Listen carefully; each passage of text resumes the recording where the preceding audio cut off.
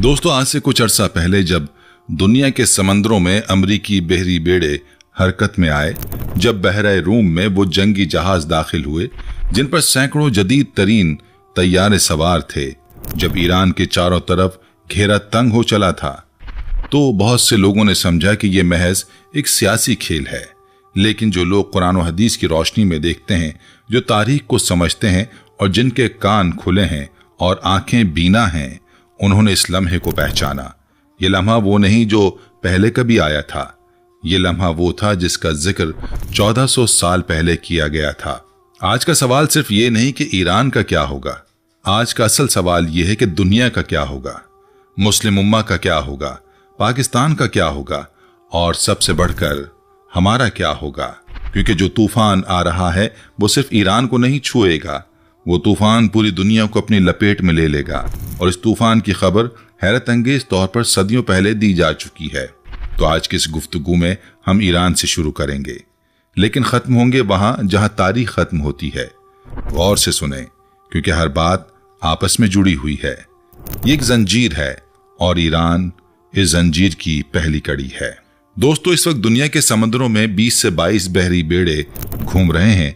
America का एक बेड़ा जो जबल तारिक में स्पेन के पास था, जिसे जेराल्ड फोर्ड बहरी बेड़ा कहते हैं, उसे बड़ी तेजी के साथ बहरे रूम में मुंतकिल किया गया।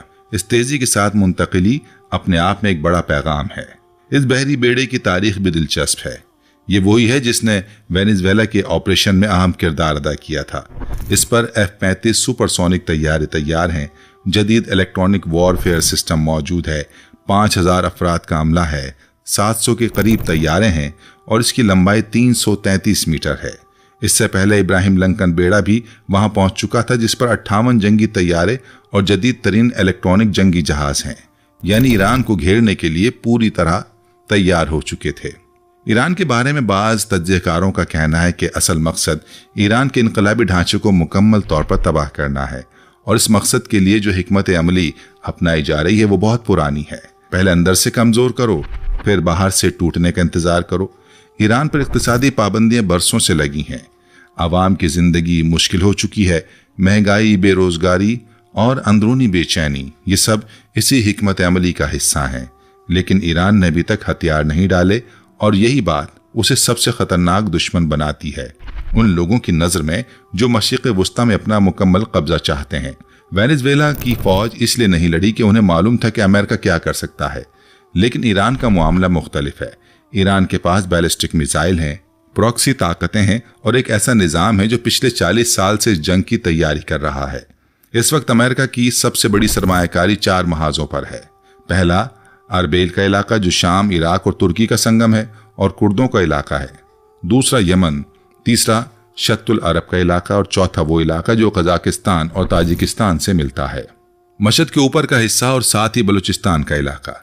नीचे का इलाका जहां तेल है, जहां बलोच हैं, वहां अमेरिका आना चाहता है।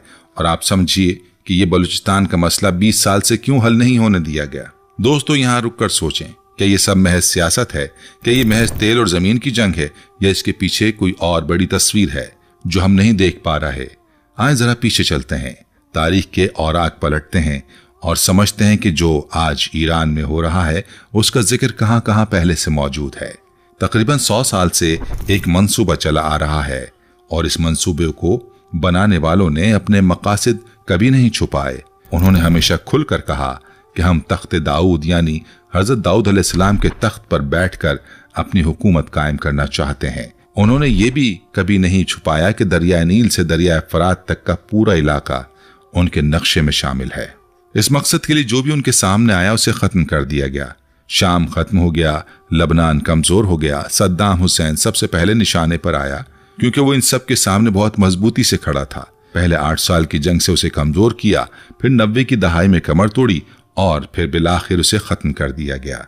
लिबिया इतनी दूर था, फिर भी कज़ाफी को इबरत का निशान बना दिया गया और अब ईरान बाकी है, वो आखिरी बड़ी ताकत जो इस मंसूबे के सामने किसी हद तक खड़ी है। अब सवाल यह है कि जो इसराइल के नक्शे में लबनान से लेकर इराक तक का इलाका है, जो नील से फरात तक का ख्वाब है, उसमें ईरान कहां फिट होता है? और यहां दोस्तों वो बात आती है जो आपके रोंगटे खड़े कर देगी। रसूलुल्लाह सल्लल्लाहु अलैहि वसल्लम ने फरमाया था कि जब मुल्हिमतुल कुबरा यानी बहुत बड़ी जंग का वक्त होगा तो यहूदियों की सल्तनत सुलह के मकाम तक यानी खैबर के करीब तक फैल जाएगी। हदीस में आता है कि मदीना वीरान होगा और वहां से जंग मक्का आएगी। लबनान पर हमला होगा, शाम का पूरा इलाका, इराक तक और नील का इलाका काहिरा तक, ये सब इस्राएली नक्शे में है। कुछ रिवायात में आता है कि मदीना के वीरान होने की एक वजह यह भी होगी कि उस इलाके में जंग का इतना खौफ बढ़ जाएगा कि लोग खुद वहां से निकल जाएंगे। अल्लाह ही बेहतर जानता है कि ये कैसे होगा और कब होगा। और इसी सूरत हाल में कुछ रिवायात में आता है कि वो साहब आएंगे जिन्हें लोग इमाम मेहदी कहते हैं, बाज इस्कंदर कहते हैं, बाज खलीफा कहते हैं, लेकिन मेहदी असल में हिदायत याफ्ता का लक़ब है। जब उनके हाथ पर बैत होगी तो एक लश्कर उनके हामियों का बनेगा और ये लश्कर दज्जाल की आमद से पहले का पेशखेमा लश्कर है। लेकिन दोस्तों, इमाम मेहदी अलैहिस्सलाम के बारे में एक अहम बात याद रखनी चाहिए। तारीख में पहले भी बहुत से लोग झूठा दावा करके सामने आ चुके हैं। एक तवील फहरिस्त उन लोगों की जिन्होंने झूठा इमाम मेहदी होने का दावा किया। काले झंडे, पीले झंडे, स्याह पगड़ी, ये सब वो चीजें हैं जो कोई भी खुद बनाकर दावा कर सकता है। इन चीजों को हतमी मानकर फैसला करना बेवकूफी है। हमें जो चीज असल हजरत इमाम मेहदी अलैहिस्सलाम की पहचान कराएगी वो उनकी तालीमात और उनका ईमान होगा। अब आते हैं उस ईरान से खुरासान तक की कड़ी की तरफ। दोस्तों, प्यारे नबी अलैहिस्सलातु वस्सलाम के ज़माने में खुरासान एक बहुत वसी इलाके का नाम था। उसमें ईरान, अफगानिस्तान, पाकिस्तान की मालाकंड एजेंसी और वस्ती एशियाई रियासतें शामिल थीं। एक हदीस में इरशाद है कि खुरासान से एक लश्कर निकलेगा जिसके साथ काले झंडे होंगे, कोई ताकत उन्हें रोक नहीं सकेगी। कुछ रिवायत में आता है कि लश्कर बैतुल मुक़द्दस में जाकर रुकेगा। बाज लोग उसे इस तरह समझते हैं और बाज इस तरह, अल्लाह ही बेहतर जानता है। लेकिन दोस्तों, अब जरा गौर करें, आज का ईरान वही खुरासान का हिस्सा है। आज का अफगानिस्तान, आज का पाकिस्तान, ये सब वही खित्ता है जिसे प्यारे नबी अलैहिस्सलातु वस्सलाम ने खुरासान कहा। और जब ईरान को तबाह करने की कोशिश हो रही है, जब इस पूरे खित्ते में आग लगाने की तैयारी हो रही है, तो क्या ये महज इत्तफाक है या ये वो जंजीर है जिसकी हर कड़ी आपस में जुड़ी हुई है?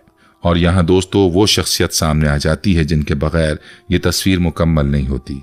ईरान की मशरक़ी जानिब खुरासान का सूबा है जिसमें मशहद का अजीम शहर है। वहाँ एक आलिशान मज़ार मौजूद है उस शख्सियत का जिन्होंने 1431 ईस्वी में 105 साल की उम्र में दुनिया से रुखसत पाई। ये शख्सियत है हज़रत नेमतुल्लाह शाह वली की, जिनका सिलसिला नसबी शाम के शहर हलब से मिलता है और जो वहीं पैदा हुए। कुछ रिवायात में आता है कि उन्होंने मुस्तकबिल के बारे में ऐसी बातें कहीं जो बाद में जाहिर हुई। अलबत्ता ये याद रखना जरूरी है कि औलिया अल्लाह के कश्फ और इल्हाम की बात है, ना कि वही। और इनकी तशरीह में उलमा के दरमियान इख्तिलाफात पाया जाता है। अल्लाह ही हकीकत को बेहतर जानता है। हजरत नेमतुल्लाह शाह वली के बारे में कुछ रिवायात में आता है कि उन्होंने हिंदुस्तान के मुस्तकबिल के बारे में फरमाया था कि मुशरिक सरजमीन पर फितना और फसाद बर्पा होगा। बुत परस्त कौम कलमा गो मुसलमानों पर अपने जाबिराना कहर के जरिए जुल्म करेगी और यही सब आज हम अपनी आंखों से देख रहे हैं। फिर कुछ रिवायात में आता है कि उन्होंने फरमाया कि अपनी मदद के लिए शुमाल मशरिक की तरफ से एक इमदाद आएगी। आप सब जानते हैं कि शुमाल मशरिक में चीन वाक़ है। चीन ने भी लद्दाख को अपने मुल्क का हिस्सा करार दे दिया और भारत को वार्निंग दे दी। कुछ रिवायात में आता है कि हज़रत नेमतुल्लाह शाह वली ने फरमाया कि तुर्की, चीन और ईरान वाले बाहम यकजा हो जाएंगे और रात में गलबा हासिल कर लेंगे। फिर कुछ रिवायात में आता है कि उन्होंने फरमाया कि दरिया अटक काफिरों के खून से 3 मरतबा भर कर जारी होगा। उन्होंने तीसरी आलमी जंग के बारे में भी कुछ इशारे किए, जिनमें 2 अलिफ यानी अमेरिका और इंग्लैंड का जिक्र है, बड़े हथियारों के इस्तेमाल का जिक्र है और आखिरकार इमाम मेहदी और हज़रत ईसा अलैहिस्सलाम के ज़हूर का जिक्र है। लेकिन ये सारी बातें रिवायात हैं, इनको 100% यकीनी मानकर चलना दुरुस्त नहीं। अब दोस्तों, यूरोप में पेशगोइयां करने वाले मशहूर शख्स नोस्ट्रादामोस का जिक्र करें, जो फ्रांस में 1503 में पैदा हुआ था और जिसने अपनी मशहूर तसनीफ सदियां लिखी। उसके पैरोकार यकीन रखते हैं कि उसने इनकलाब फ्रांस, हिटलर के अदवार और बहुत से वाक़यात की पेशगोई की थी। लेकिन उससे इख्तिलाफ रखने वाले कहते हैं कि उसकी बातों को किसी भी दौर के वाक़यात से जोड़ा जा सकता है। वो मशरिक़ से एक ताकतवर रहनुमा के ज़हूर का जिक्र करता है और उसे मुखालिफ मसीह कहता है, जबकि मुसलमानों में ऐसा कोई तसव्वुर ही नहीं। ये बात याद रखनी चाहिए कि यहूदियत, ईसाइयत और इस्लाम सब इस बात पर मुत्तफ़िक़ हैं कि इल्म नजूम और ऐसे ज़राए से मुस्तकबिल देखना सही नहीं। अब दोस्तों, वापस आते हैं उस बड़ी जंजीर की तरफ और समझते हैं कि आज जो कुछ हो रहा है वो कहाँ जाकर खत्म होगा। क़यामत की बड़ी अलामात और उनके ज़हूर पजीर होने के दौर को फितनों का दौर कहा जाता है, और ये बात अहादीस की किताबों में मौजूद है। रसूलुल्लाह सल्लल्लाहु अलैहि वसल्लम ने फरमाया, जब लोग नमाज ज़ाया करना शुरू कर दें, अमानत में खयानत करने लगें, सूद खाने लगें, झूठ को हलाल समझने लगें, खून रेज़ी को मामूली बात समझने लगें, ऊंचे घर बनाने लगें, दीन को दुनिया के बदले फरोख्त करने लगें, तो समझो वो वक्त आ गया जब हम चारों तरफ नजर दौड़ाएं तो ये निशानियां हमें खुल्लम खुल्ला नजर आती हैं। और दानियल अलैहिस्सलाम ने जिन आखिरी ज़माने की अलामात का जिक्र किया था, उनमें कहा था कि धुएं के बादल आसमान पर बुलंद होंगे और कई माह तक जमीन पर सूरज की रोशनी नहीं पहुंचेगी।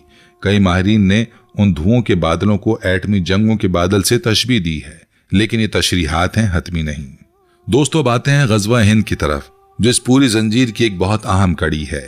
हज़रत अबू हुरैरा रज़ी अल्लाह अन्हु से रिवायत है कि नबी अलैहिस्सलातु वस्सलाम ने इरशाद फरमाया, ज़रूर तुम्हारा एक लश्कर हिंदुस्तान से जंग करेगा, अल्लाह उन मुजाहिदीन को फतह अता फरमाए, हत्ता कि वो उनके बादशाहों को जंजीरों में जकड़ कर लाएंगे। फिर जब वो मुसलमान लौट कर आएँ तो ईसा इब्न मरियम अलैहिस्सलाम को शाम में पाएंगे। हज़रत अबू हुरैरा रज़ी अल्लाह अन्हु ने यह सुना तो फरमाया, अगर मैंने वो ग़ज़वा पा लिया तो मैं अपना नया और पुराना सब माल बेच दूंगा और उसमें शिरकत करूंगा। रसूलुल्लाह सल्लल्लाहु अलैहि वसल्लम मुस्कुरा उठे और फरमाया, बहुत मुश्किल, बहुत मुश्किल। एक और हदीस में इरशाद है कि खुरासान से एक लश्कर निकलेगा जिसके साथ काले झंडे होंगे और ये लश्कर हिंदुस्तान को फतह करेगा, फिर बैतुल मुक़द्दस में जाकर रुकेगा। प्यारे नबी अलैहिस्सलातु वस्सलाम के ज़माने में खुरासान में ईरान, अफगानिस्तान और पाकिस्तान के इलाके शामिल थे। जब प्यारे नबी सल्लल्लाहु अलैहि वसल्लम फरमाते हैं कि खुरासान से काले झंडे उठेंगे, तो वो खुरासान जिसमें आज का ईरान भी है, वही खुरासान जिसे आज तबाह करने की कोशिश हो रही है। क्या ये महज इत्तफाक है? हज़रत नेमतुल्लाह शाह वली के बारे में कुछ रिवायात में आता है कि उन्होंने ग़ज़वा हिंद के बारे में फरमाया था, सरहद के गाजियों से ज़मीन मरकज़ की तरह लर्ज़ेगी, वो मकसद हुसूल के लिए दीवानावार आएंगे। और फिर उन्होंने फरमाया, दरिया अटक काफिरों के खून से 3 मरतबा भरकर जारी होगा, पंजाब, लाहौर, कश्मीर फतह होगा और इमाम मेहदी का खैमा गौते में होगा। ये रिवायत है। बाज़ लोग इसे इस तरह समझते हैं और बाज़ इस तरह, अल्लाह ही बेहतर जानता है। अब दोस्तों, इस पूरी तस्वीर में पाकिस्तान कहाँ खड़ा है, ये सोचने की बात है। पाकिस्तान और ईरान दोनों को एक साथ निशाना बनाया जा रहा है। इसराइल के मुकाबले में जो 2 बड़े मुसलमान मुल्क खड़े हो सकते थे, वो यही 2 हैं, पाकिस्तान और ईरान। और ये दोनों एक साथ घेरे में आ रहे हैं। एक तरफ ईरान पर बहरी बेड़ों का घेरा, दूसरी तरफ बलूचिस्तान में अमरीकी नजरें, एक तरफ गजा में फौज भेजने की बातें, दूसरी तरफ तारतिफून के बदले अपना वक़ार बेचना। क्या कभी किसी ने सोचा था कि वो दिन आएगा जब पाकिस्तान का वजीर आजम इसराइल के नुमाइंदे के साथ बैठा होगा? कुरान मजीद की वो आयत किसी को याद है, यहूदियों और ईसाइयों को अपना दोस्त ना बनाओ। और हमारे हुक्मरान तारीफें सुनकर खुश हो रहे हैं। हमारा सीपैक चीन के साथ है, हमारा जीडीपी चीन की मदद से चलता है, हमारी फौज के JF-17 तैयारे चीन ने बनाए और हम अमेरिका के साथ खड़े हैं। क्या ये कौमी मफाद है या ये महज चंद डॉलर और चंद तारीफी कलमात के बदले में अपना मुस्तकबिल गिरवी रखना है? हमारी खारजा पॉलिसी कैसे बनती है? एक फ़ोन आता है ऊपर से और फैसला हो जाता है। अवाम की राय कोई नहीं लेता, पार्लियामान में बहस नहीं होती। यही हमारा सबसे बड़ा अलमिया है। दोस्तों, दुनिया इस वक्त वाज़ेह तौर पर 2 हिस्सों में बंट गई है।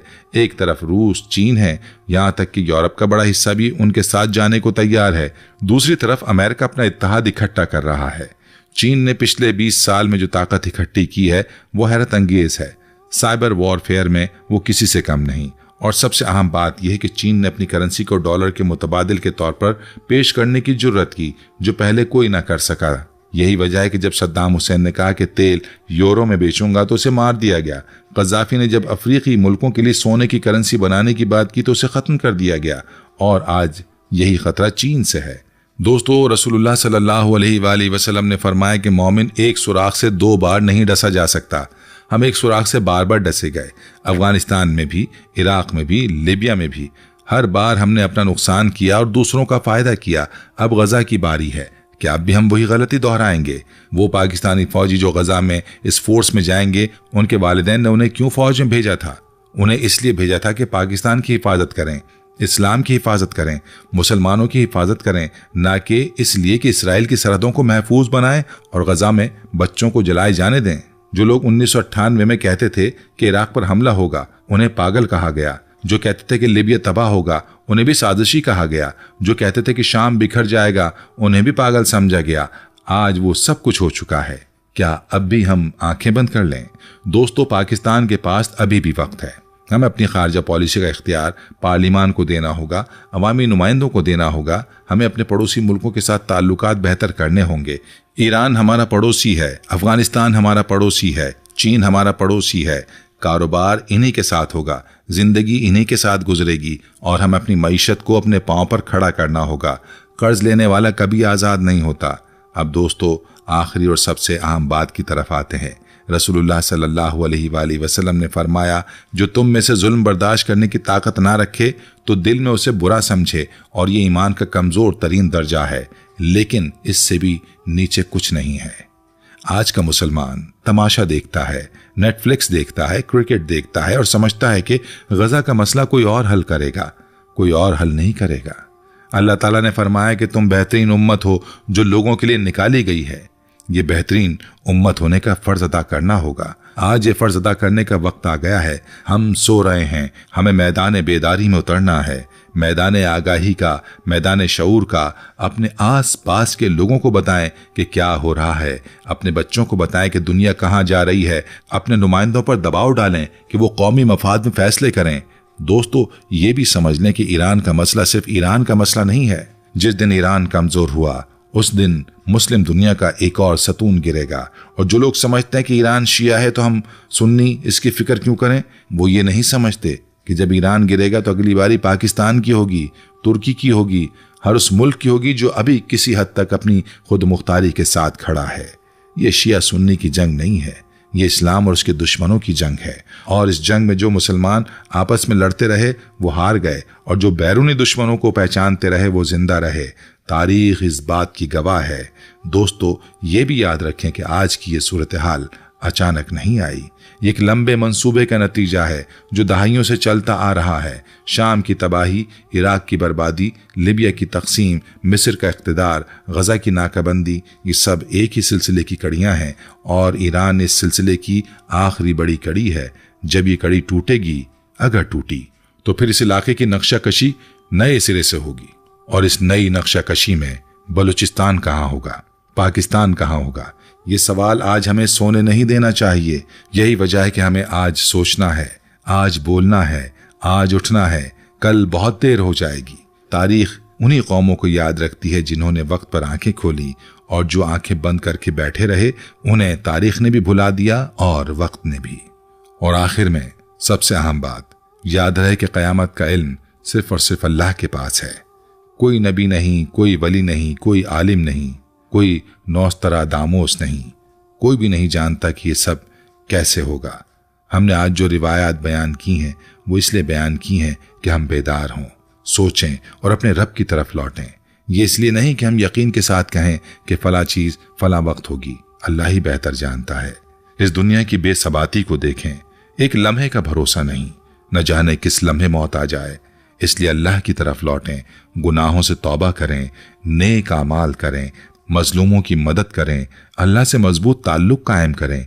यही असल निजात है, यही असल तैयारी है और यही वो जवाब है जो हर दौर में, हर सूरत हाल में एक मुसलमान के लिए सबसे जरूरी है। कुबरा की बात की, लेकिन ये सब बातें उस वक्त तक बेकार हैं जब तक हम खुद नहीं बदलते, क्योंकि अल्लाह ताला ने कुरान में साफ साफ फरमा दिया है कि अल्लाह किसी कौम की हालत नहीं बदलता जब तक वो कौम खुद अपनी हालत ना बदले।